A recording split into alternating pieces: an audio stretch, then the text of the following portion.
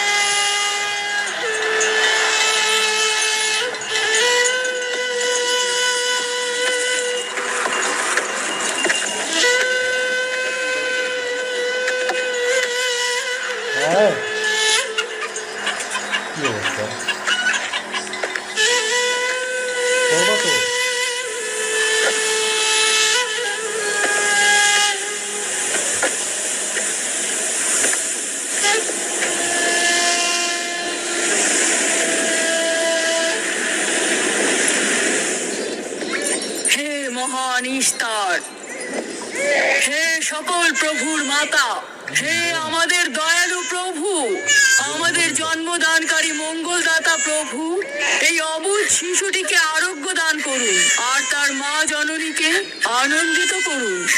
এই অবুঝ শিশুর মাতা প্রতিজ্ঞা করেছে প্রভু, তোমার দরবারে সে মূল্যবান হাদিয়া প্রদান করবে।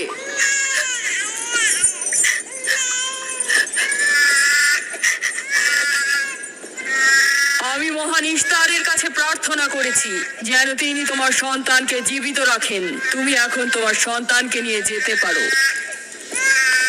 তুমি তোমার সন্তানকে ঠিক সেভাবে মানুষ করবে যেন সে বড় হয়ে নিজেকে ইস্তারের সেবায় বিলিয়ে দিতে পারে। আপনিও মহান ইস্তারের কাছে আমি অনেক কৃতজ্ঞ।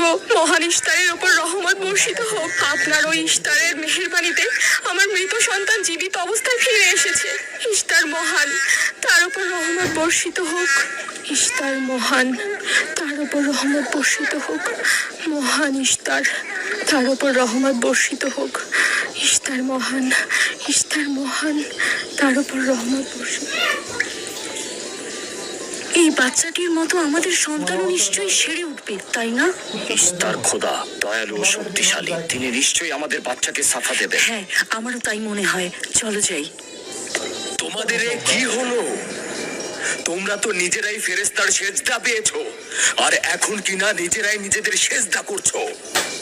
এই পৃথিবীর সৃষ্টির সকল কিছুই ইনসানকে তাসলিম করে, আর তোমরা কিনা প্রাণহীন নির্জীব পাথরকে তাসলিম করছো। এই শোনো, খবরদার বলছি, তুমি এসব বেহুদা কথাবার্তা বলে আমাদের খোদাকে অপমানিত করবে না।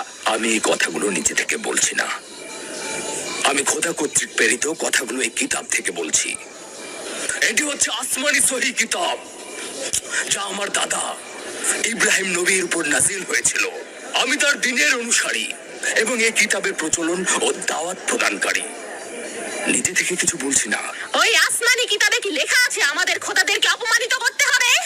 আমি অপমান করছি না, শুধু প্রশ্ন করছি। যদি জেনে থাকো তাহলে উত্তর দাও, আর যদি না জেনে থাকো তাহলে স্বীকার করো। তোমাদের জিজ্ঞাসা করছি, ওই মন্দিরে রাখা ইস্তারের মূর্তিগুলো কি তোমাদের প্রভু, নাকি তোমাদের তৈরি বস্তু? ইস্তার তোমাদের উপর প্রভাব বিস্তার করে নাকি তোমরা ইস্তারের উপর? ইস্তার তোমাদেরকে শাসন করে নাকি তোমরা ইস্তারকে? পাথরের তৈরি ইস্তার যদি দুর্বল অক্ষম হয়ে থাকে, তবে কি করে আমাদের বাচ্চাদেরকে সাফা দেয়? সত্যি কথা, আমরা দেখেছি। হ্যাঁ, তার হাকিকাত আছে। ইস্তার তার সন্তানকে সাফা দিয়েছে, আমি দেখেছি। ওই প্রজ্ঞাবান যিনি তোমাদের আহাজারি শুনেছেন, তিনি তোমাদেরকে সাফা প্রদান করেছেন, না ইস্তার। যদিও তোমরা খোদা ছাড়া প্রার্থনা করেছো আর তিনি ছাড়া তোমরা সাহায্য চেয়েছো, কিন্তু তিনি সকল কিছু সম্বন্ধে অবগত আছেন, তাই তোমাদের আহাজারিতে তার রহমত বর্ষিত হয়েছে, তোমাদেরকে সে সাহায্য করেছেন। সাধারণ দৃষ্টিতে তোমরা ইস্তারকে দেখেছো, অন্তর্দৃষ্টিতে দেখোনি, তাই মূল সাফা প্রদানকারীকে চিনতে পারোনি।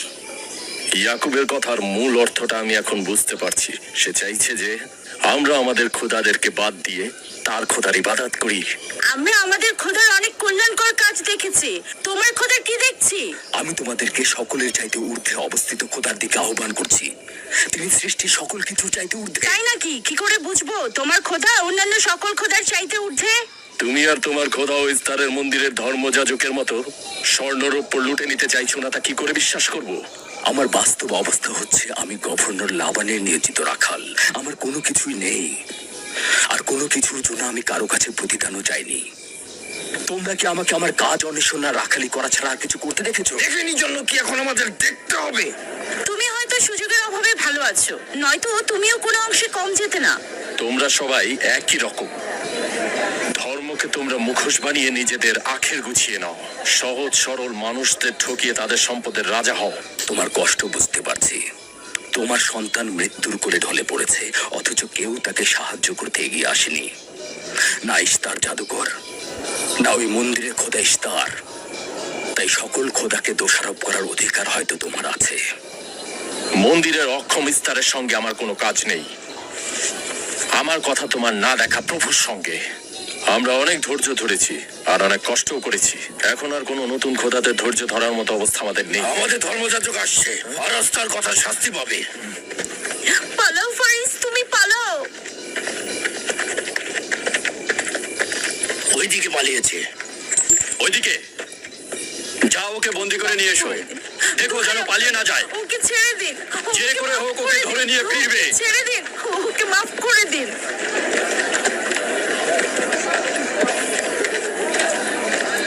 যদি শুধুমাত্র গভর্নরের জামাতা না হতে, তাহলে আমি জানি তোমাকে কিভাবে শায়েস্তা করতে হয়।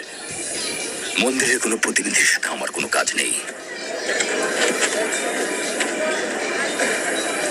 তোমরা সবাই চলে যাও। ইয়াকুবের কুফরি কথায় তোমরা কেউ কান দেবে না, আর কেউ বিশ্বাস করবে না। তোমরা কি কেউ দেখছো না? হ্যাঁ, এই ইয়াকুব তার কুফরি কথাবার্তার কারণে ফাদ্দানে দুর্ভিক্ষ নিয়ে আসছে। আমাদের ধর্মযাজক ঠিক কথাটাই বলেছেন। ইস্তারের অভিশাপে বালা মুসিবত আসার পূর্বেই চলো চলো আমরা এখান থেকে চলে যাই।